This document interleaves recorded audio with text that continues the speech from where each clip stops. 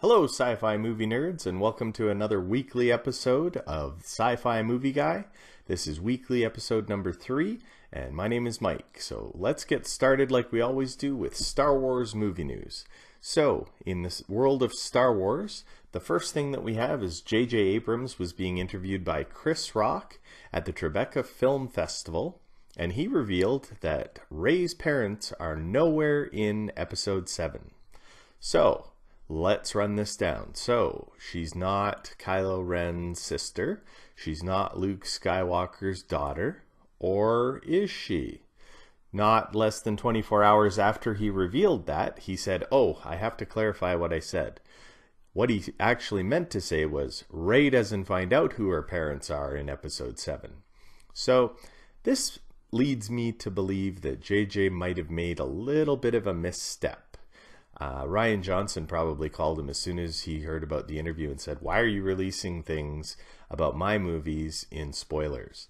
So, again, this is all speculation on my part, but I've always said that I think Rey is Luke Skywalker's daughter because the trilogies have always been the Skywalker story, and I like them to be that way. I don't mind if she's Luke's kid, but have I said before that I'd be okay if she wasn't? Yes, but I'm 90% sure she is Luke's kid. Whether we'll find that out in Episode 8 or Episode 9, I'm not sure. I don't think that we will find out about it in Episode 8, but with the lineage of Rey and JJ saying this so wholeheartedly to Chris Rock at the Tribeca Film Festival, I'm starting to wonder. You make me wonder a little bit about this, JJ. Did you actually say the truth? Or is this just another one of JJ Abrams' lies? And I mean that in a funny way, and I don't say he's not a liar. But he likes to lie about spoilers, and he doesn't like to give away a lot. So we'll find out, I guess, after Episode 8 and 9. But I thought it was interesting that he put it that way and then less than 24 hours later took it back and said, no, she just doesn't find out about her lineage in Episode 7. So let's wait and see what happens there. The next bit of Star Wars news is from Rogue One. And in Star Wars Rogue One, a Star Wars story, I still hate that name. I think they should have stuck with anthologies. But we find out that we found out that Darth Vader, the person inside the Darth Vader costume, is going to be Spencer Wilding. Now, he's most known for being a stunt actor. He was in Guardians of the Galaxy. He was in Batman Begins. And I don't really care. I know that sounds weird, but I don't care who's in the suit as long as they can make the suit work. We have James Earl Jones doing the voice. That's been confirmed, and that's all I really care about. I hope that any other future Star Wars films that they're even thinking about doing right now, they get James Earl Jones to lay down some voice tracks just in case, because he's getting old and he's going to die eventually. And when he does, then we're going to have some voice actor that imitates James Earl Jones imitating Darth Vader. And I don't know if it'll be as good, although Sam Witwer on Star Wars Rebels does an amazing Emperor voice, does an amazing Darth Maul voice, so not that it can't be done, but I just like the fact that James Earl Jones is revisiting his role as Darth Vader in Rogue One. So again, I really don't care who's in the Darth Vader uniform, costume, although I will say I would have liked to have heard that Hayden Christensen was back. I know that he wanted to do it. He said he wanted to do it. Although Hayden Christensen hasn't done much since the prequel, so I'm sure he would love to do it and get back into that costume. Or get back into any film that would be half decent. Because and I'm not saying he's not a good actor. He has had some good roles in his career. And he had crappy directing by George Lucas in the prequels. That's what happens when you don't bring on a seasoned director. We all saw what JJ did with The Force Awakens. He made this movie incredible. And how do you direct people in front of green screens, which is what 90% of the prequels were? There were no real sets. Sometimes the actors were acting with no one because all the characters that they were supposed to be acting across from were actually green screen or CGI. So I don't care who's in the Darth Vader costume as long as they do a good job, and I'm sure with the people that they have doing Rogue One, they're going to make sure that Darth Vader comes across just as menacing, if not more menacing, than he did in the original trilogy. Now we get into the Han Solo standalone movie. So last week on the weekly show, I said that Taron Egerton was the main lead to become Han Solo. Well, now more news has come out, and it looks like it's going to be Alden Ehrenreich. Now, Alden Ehrenreich was in movies such as Beautiful Creatures, Hail Caesar, and I don't know if you've seen either of those films, but they weren't very good. Although Alden Ehrenreich was the best part of those movies. When you get an actor that can act really, really well in a bad movie, then I can't wait to see what he'll do in a great movie. So, Alden Ehrenreich, am I happy that he's going to be Han Solo? Again, I don't really care, as long as he gets the swagger of Han Solo down.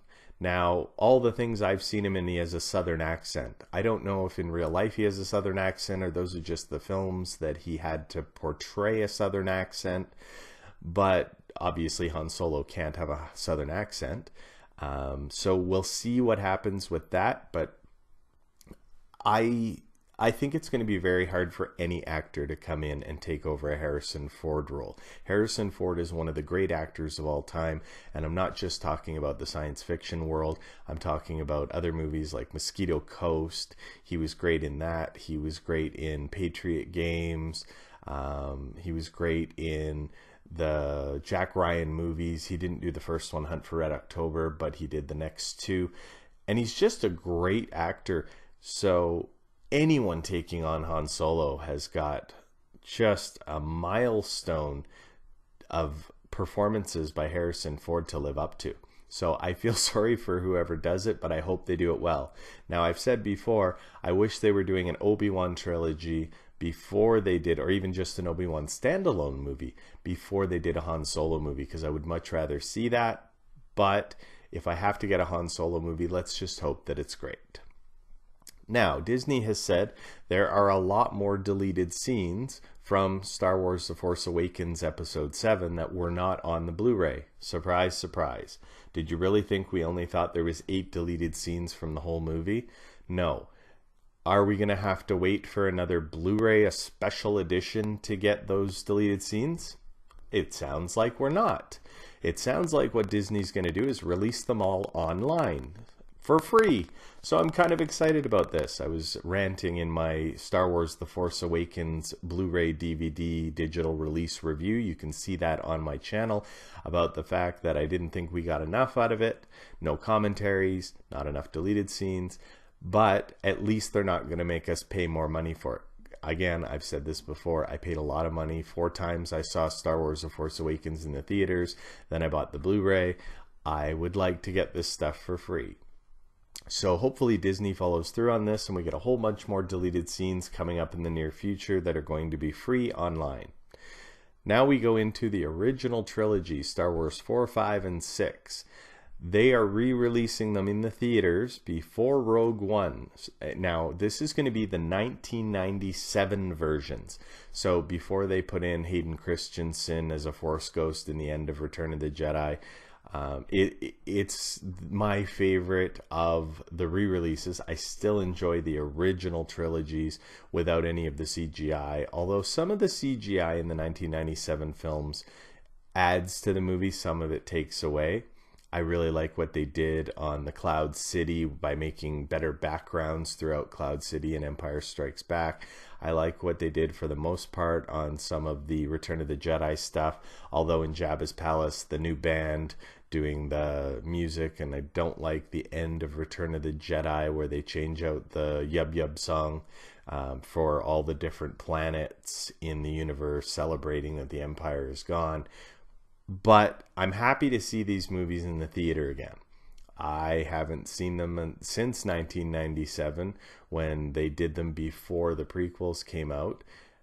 I'm really looking forward to it. I'm going to get a group of friends together. We're going to go watch them again. And it's nice that they're going to be released separately, so you don't have to sit and watch all three movies in one sitting, because that was a little bit much before The Force Awakens to take a whole day to go watch Star Wars movies. Not that I wouldn't have done it if I had the time, because I would have, but I didn't have the time. So this way they're going to release them, Star Wars 4, Star Wars 5, Star Wars 6, and you know what? I'll be able to go see one movie on Friday, then the following Friday, and then the following Friday. So yes, I'm a little excited about this. Now we get into Collider Jedi Council. They just finished doing their Return of the Jedi commentary. So now we've got all 7 Star Wars movies done by Collider Jedi Council guys. I love watching these commentaries while rewatching the movies. They're so funny. They have great insight into some of the things they've heard about the making of the movies, the actors, what they were doing during that time. It's being dropped on their channel this week, they said sometime. So I'm definitely going to take the time to sit down and watch that. Those guys are great. I've said it before. They're the online web experts when it comes to Star Wars. So if you haven't checked out Jedi Council, it happens every Thursday. You got to go to Collider Videos and check that out. Now, in the final piece of Star Wars news, Mark Hamill on his Twitter account, and if you're not following Mark Hamill on Twitter, you have to. He is hilarious. But he said this week that he was going to be releasing an early teaser trailer of the Star Wars Episode 8, and then he did. It was about 3 hours later, and it was a picture of him standing outside his trailer. So the trailer that he uses to sleep in and get ready in, there was a picture of the trailer, his trailer from Episode 8. So it was kind of funny. I didn't really expect them to drop a trailer on Twitter, on his Twitter account, so I knew something funny was coming, but he's got a great Twitter account. So if there's one Twitter account you're going to follow this week, I would check out Mark Hamill's. It's at Hamill himself. Incredible to follow that. So that's the end of Star Wars news this week, and now we're going to get into sci-fi news. So a lot happened this week in sci-fi movies. The Suicide Squad trailer number 3 dropped, and it made me even more excited for this movie. Now, when I first heard Suicide Squad was coming out, it wasn't one of my most anticipated movies of this year. Then I saw the teaser trailer. I was like, oh, this is good. It's going to have Batman in it. It's going to have the Joker in it. And I knew a little bit about, Deadshot and Harley Quinn and the other Suicide Squad. But as the more trailers come out and out, I'm starting to get a feel for these characters. And I love Will Smith. He's playing Deadshot. We've got Margot Robbie as Harley Quinn. And she really steals this trailer.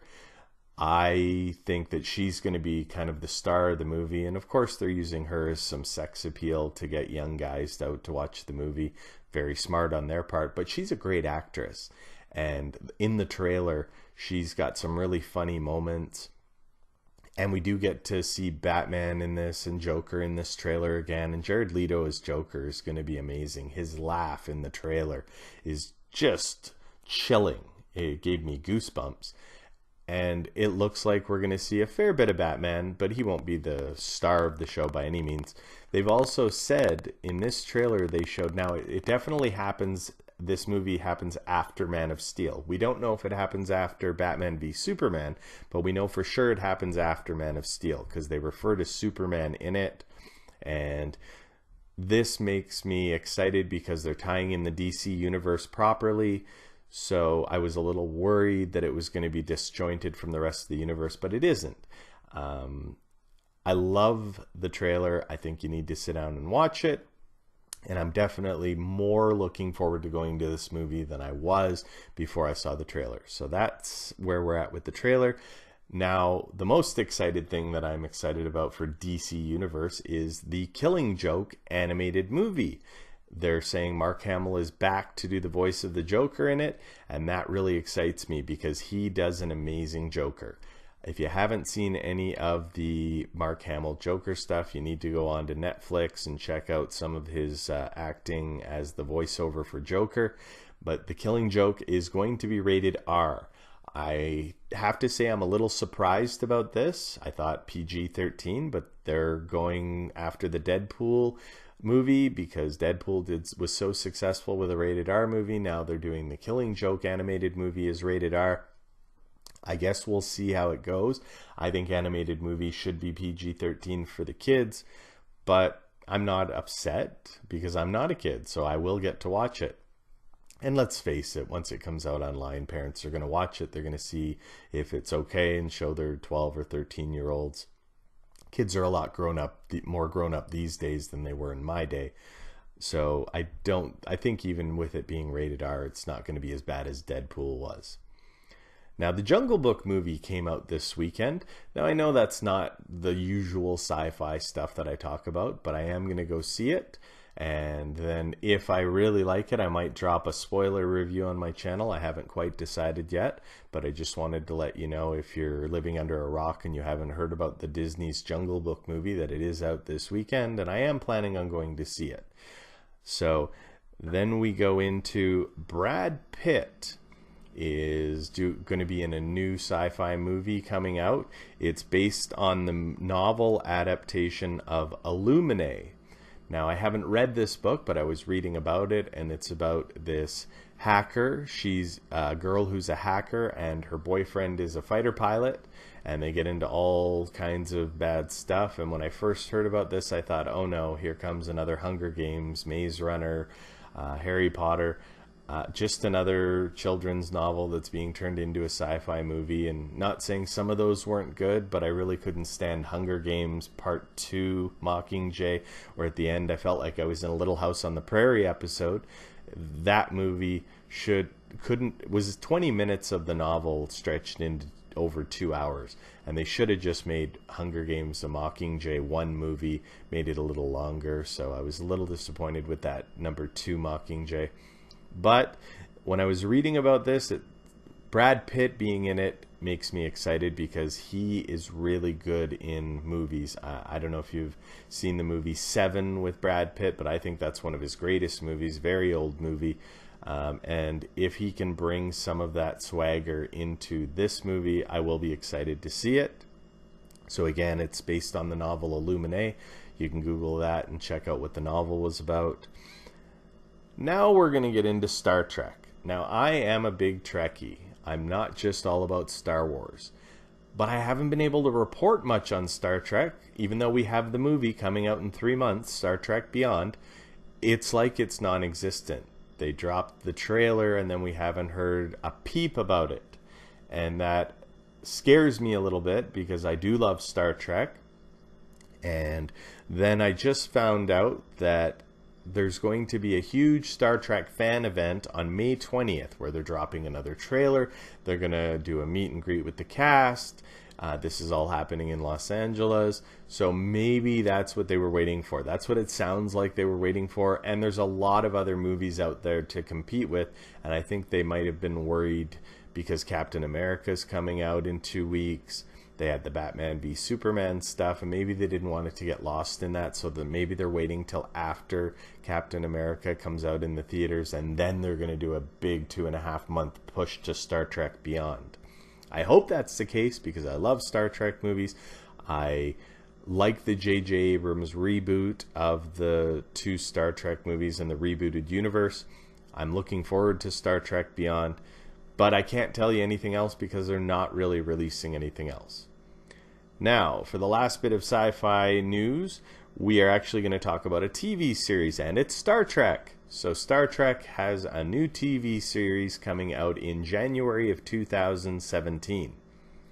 I'm excited about this. I really liked Next Generation, Deep Space Nine, Voyager was so-so, Enterprise was so-so, but I watched them all. I have them all on DVDs, and I love the Star Trek universe. Of course, I love the originals. With William Shatner and Leonard Nimoy. Loved all 10 movies, loved the reboots, as I said, but I don't know if Star Trek is doing this right. They're going to be releasing it on CBS, so the pilot will be aired on regular CBS television for everyone.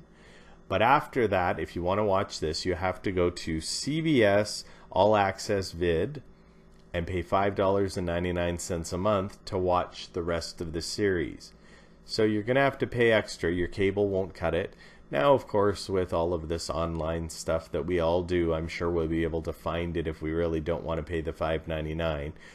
But I don't want to do that. Star Trek TV has always been on TV, and I want to see it on TV. Even if it was on Netflix, because most of us have Netflix already, I'd be okay with that. But now I have to pay for a Netflix account, and now I'm going to have to pay for a CBS Vid account. They haven't released a whole lot of news about what the show is going to be about, but they did say that it's going to take place after Star Trek VI, An Undiscovered Country, but before Star Trek VII, The Next Generation. So we're going to have, in the time right after Star Trek VI, when they help the Klingons, so they're forging an alliance with the Klingons, so not everything's perfect like it was in Star Trek VII and Star Trek Next Generation. So I like that timeline. I'm excited to see that. And it's going to be all new characters, all new ship. We don't know if it's a new Enterprise. I doubt it, because we had the Star Trek Next Generation Enterprise, I think was the next one in the series. And they've shown what's happened to all the other Enterprises. Maybe it will be the Enterprise C later on, but I don't think it will. So hopefully this is going to be great, and it's going to get me back into the watching every Friday a Star Trek TV show like I did when I was growing up as a kid. So that's it for sci-fi movie news. And the final thing we're going to talk about is my pick of the week. So this week, my pick of the week is Free Enterprise. This is a fan movie. If you've ever seen Fanboys, it's kind of like that.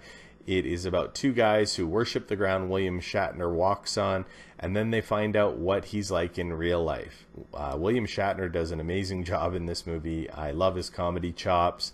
And of course, what you're seeing isn't the real Bill Shatner in this, but it's a great, funny movie.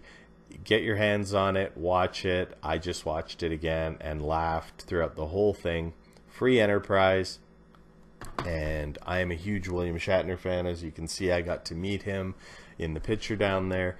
And he is a genuinely nice guy. He's quiet. He's shy.